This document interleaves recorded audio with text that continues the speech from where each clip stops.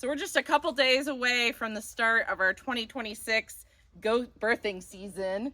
And first up, we've got Bliss and Genevieve. And I had what I thought was a brilliant plan for these two girls to give birth down here by the house in the warm greenhouse. But what happened? Bliss is dumb. She keeps getting stuck in the electric fence. So now we got to do something else. So it's on to another build. As you can see, Bliss is a very sweet goat. She is a registered Nubian dairy goat. She's a high producer of milk. She's a young girl. She's very easy to deal with. She gets on the stand and she's milked very easily. But she really does not do well in the herd, and she's been getting picked on. And as you can see, for a goat that is about to give birth, she's way too skinny. And I've been very worried about her, but I haven't really had a good way to separate her and get her like her own dedicated nutrition other than getting her on the milking stand every day, which I've been doing, and feeding her basically as much as she will eat on there. When she was up with the herd, I was having to kind of guard her so that she could get good access to hay. We added a round bale finally up there, and I thought that that would help because there would be access to hay all the time. They would never run out, but she's still not really gaining weight like I would like. So my plan was to move the girls down here. I've got this little low tunnel or greenhouse, and I'm not using it right now. So I thought that that would be a nice warm shelter for them. It's right next to our house, so I would be able to keep a very close eye on these girls as they get ready to give birth. And while it was beautiful and warm and sunny today, tomorrow night the temperatures are gonna plummet into the 20s and maybe the teens, and that can be dangerous conditions for a goat to be born in. So I thought this was gonna be a perfect plan. And Bliss here, when we first got her, she had a lot of problems with learning to stay inside these temporary electric netting fences. I've actually never had an animal take longer to learn how to not get tangled and shocked by this thing, but it's been at least 6 months since I've had her in these fences, trained. She's been living in them with the herd just fine and never messes with the fence. But a couple days ago, we moved the girls down here, and since then, I think she's gotten tangled maybe 4 or 5 times. Really bad, and it's lucky that Darrell and I were close by to get her out. On this farm, we do not disbud our goats. And I think that it hurts their brain. And I think that's one of the reasons why Bliss is so dumb and is having a hard time grasping the electric fence. I think that cooks their little brains. I've been very frustrated, hoping that she would just get over it. But now we're at the point where I'm afraid to leave her alone at all down here. So Julie decided that we needed to get some kidding stalls up in our cedar post barn where the rest of the goats are. So that's what we're gonna do. We're gonna make 2 stalls. They're gonna wind up being, I think, about 5 foot by 10 foot. That's where these guys will kid, and that's where the rest of the goats will kid in April. In other news around the farm, we realized that one of our pigs is most likely pregnant. So we were gonna process all of these ladies in the next couple months, but it looks like Miss Piggy over here will be sticking around for a while. She's showing a pretty noticeable milk line. And I'm not sure if it was our Hereford boar Connor who did get in with these ladies for a day in October, which would make those February babies. But to me, she's looking a little further along, which means maybe one of our younger guinea hog males got her. But either way, surprise piglets! She's a nice looking sow, so I'm not too mad about it. And there seems to be a hole in the market for pork around our area of Kentucky, at least good pork. Darrell also brought our flock of Muscovy ducks, including a bunch of ducklings that were hatched since I moved here. And he brought a couple more chickens, including my favorite girl, Brenda, the only chicken that I've named. Everyone seems to be enjoying living in the greenhouse, and they've all been getting along really well. One happy family, right, Clarence? Oh, there he is.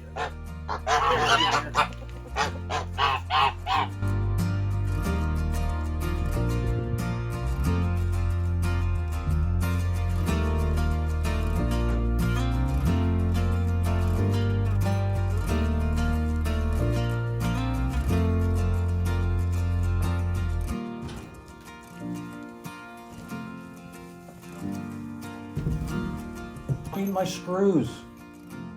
trying to die? Jesus. Summer. This is Summer, and Summer is the reason that I felt like I needed to separate Bliss in the first place. She tortures her relentlessly. Bliss is terrified of her. She sees her coming her way, she runs, and while she's eating, she's always gotta like have her head on a swivel, check in for if Summer is in the vicinity. Now, normally I am a huge advocate for getting rid of any problem goat in your herd. That is the best way to have a pleasant goat experience. But the problem with Summer is that she is also my highest capacity milk producer. And she is primarily the goat that is getting us through the winter as far as our milk supply. I'm only milking her and Helga, and honestly, Summer is doing the heavy lifting. So I really, really don't want to get rid of her. But for some reason, she feels the need to be a bully and pick on the weakest members of the herd. And in this case, that's Bliss.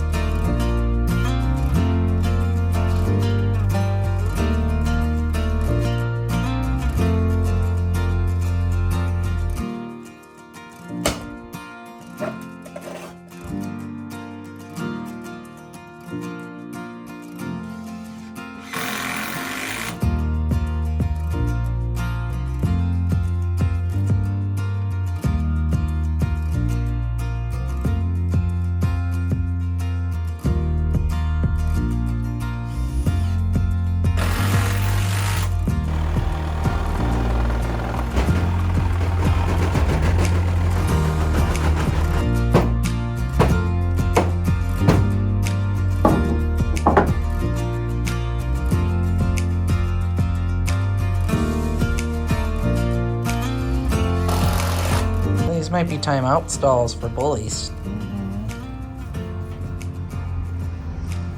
Looking pretty good. We got the center wall all secured. So we just have to build the gates. 2 5-foot gates. Ish. Hey, put it in. You're not a bad goat. No, she's cool otherwise, but then there's that.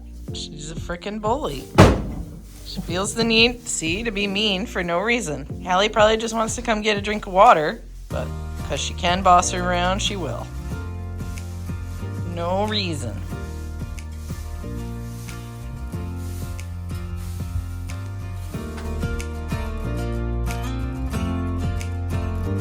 Maple. Mama bear. Fine. Yeah, what you rolling? Poop, Dad. It's always poop. I know.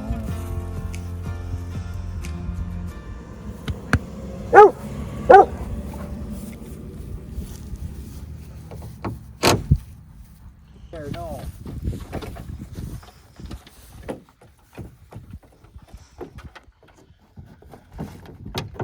Oh, Mama.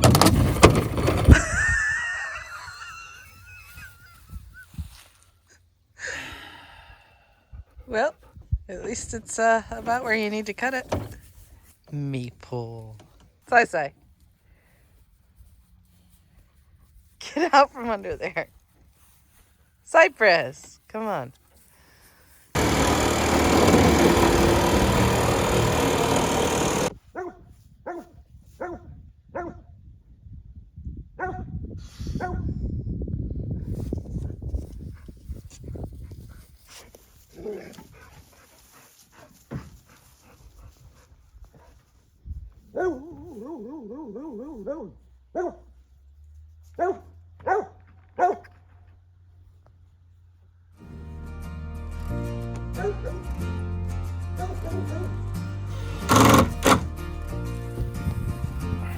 One down.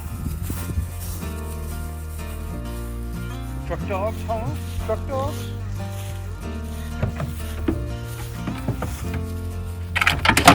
Go, pup.